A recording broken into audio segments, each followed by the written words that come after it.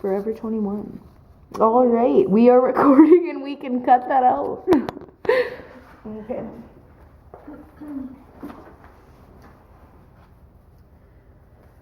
Okay, Anna, so earlier you were telling me that getting clean makes you feel scared, and that's normal. Don't worry.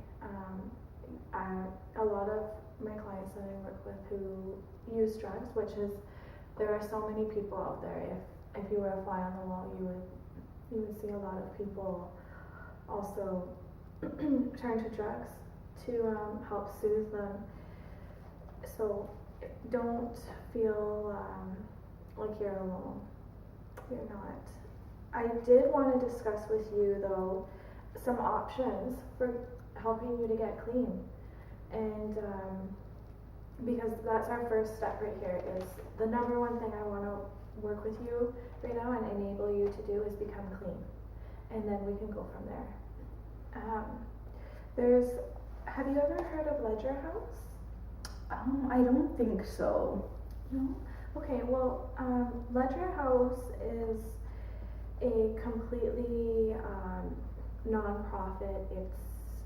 It's a program created for people who are struggling with drug addictions, and it's actually in like the north end of town here, so it's in Nanaimo, and they take referrals from our office here at Helping Hands, and I would like to refer you to them if it's okay with you.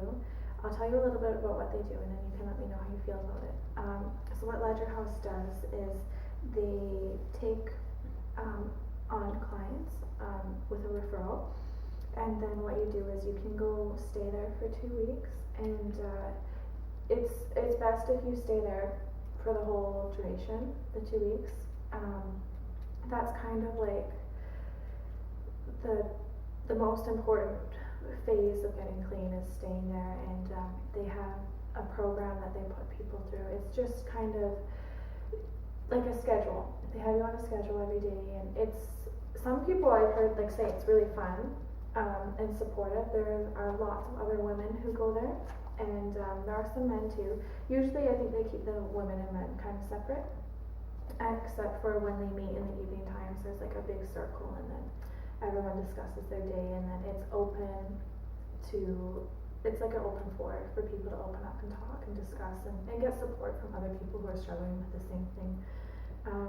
They provide all your meals, and there's counseling, and they do activities, like fun activities. They go and do stuff together, and the counseling is to help you get clean. How do you feel about that? What do you think? I am really interested in going. It's I just have one question. Mm-hmm. Is it covered by any funding, or is it free, or? It's completely free.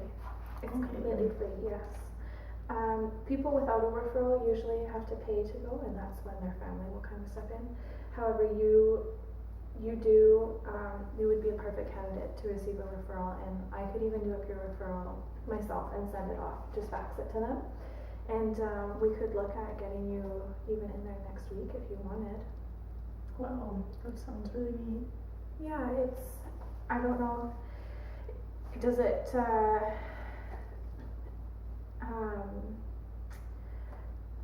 does it appeal to you? Like, yeah, it's kind of like the light at the end of the tunnel. Like, I'm already so far down and I'm so low that anything is a step in the right direction, yeah. I think. No, you're right, and I'm really proud of you for, taking the first step, because that's what it's going to be from here, is just taking steps, and then before you know it, you are going to be on such a better path. Like, your life is going to be better, and I really believe in you, that you have what it takes to turn your life around, and you're very intelligent. I can just tell from meeting with you today. I mean, you came, and I can see that you're kind of maybe a little scared to discuss some things, but yeah, I'm really proud of you for coming today, Anna. Another thing I wanted to discuss with you is, after Ledger House, earlier in our meeting today, you had mentioned that you weren't able to make rent. So that to me raises a concern of, okay, so you need somewhere to stay then and live until you can get your own place. There's a place, it's also a non-profit place, and this place is actually completely for women. It's called Haven House. Have you heard of Haven House? I have. Okay, so you might already know some of this, so if you do, just ignore it. You can go and stay there, and they provide meals and a bed for you to sleep, and it's a safe environment for you to stay, so you're protected there. You know, from, I'm not sure if the baby's father is violent, but if he was, then you are safe there. There are precautions set in place to protect you, and I could actually give them a call, and I could get that all set up for you if you wanted after Ledger House, for you to transition to there, and then you have a place to stay. Wow, that would be really good. Okay, yeah, and they do also offer counseling there, and I think it would be really good for you, and supportive, and just so you don't feel alone. Also, there is a society, it's called the Legal Aid Society, and I'm thinking for your children, I really do believe that we can return your children to you, that we can work together to get to a place where they can be returned to you.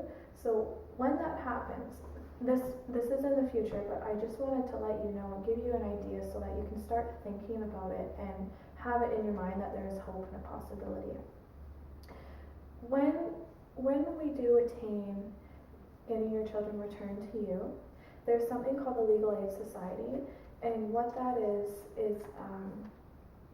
it's a society where you can go and they will help you to get a lawyer so that you can look into receiving some child support from their father, and also a way of finding out how to contact him, and so that you will have support. And because it's very hard as a single mother, especially, you know, you're just getting back on your feet, and to support two children, it is going to cost some money. So we could look into that for you too in the future, but I just wanted to give you a ballpark idea of some things that we can start working on together.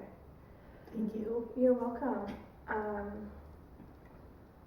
So yeah, like I said, that'll be in the future. I don't want to overwhelm you with things. However, just to kind of get the ball rolling and let you know some programs that are offered. Wow, I wasn't sure of all these resources. Thank you. You're welcome. There are so many resources, and also, you know, when the children, excuse me, are returned, there are so many things offered. Even in our office, we offer like food hampers. So once a week we drop off. It's a very big basket full of food and groceries, and you know, again, this is in the future, but if you were interested in that, we could look at getting you set up on that. And also, I just wanted to ask, how do you feel about getting in contact with your family and seeing your family in Campbell River? I would love it, but at the same time, the relationships that my family and I have, it's kind of like really dysfunctional, and I've been, let's just say I've been alone since I was 16. Like, I moved to Nanaimo I moved out of Campbell River to like get away from them, and I love them so much, but it's just a really like rocky patch with my family. Like, they support me, but in a really weird way. Like, it's kind of, I feel kind of alone within my family too, and it just doesn't make me feel better that they're in Campbell River, but I feel so alone that it's just like me against the world pretty much. Like, even if my family did move, I mean, even if my family was closer to me, I still can't like go to them for help. Okay. If that makes any sense. That makes sense. So basically how you're feeling is right now is not a good time to be back in contact with them, because when you were 16 you moved away from them, you were trying to get away from them, and you wanted a separate life from them, and that you didn't feel supported by them, and that the relationship's kind of weird.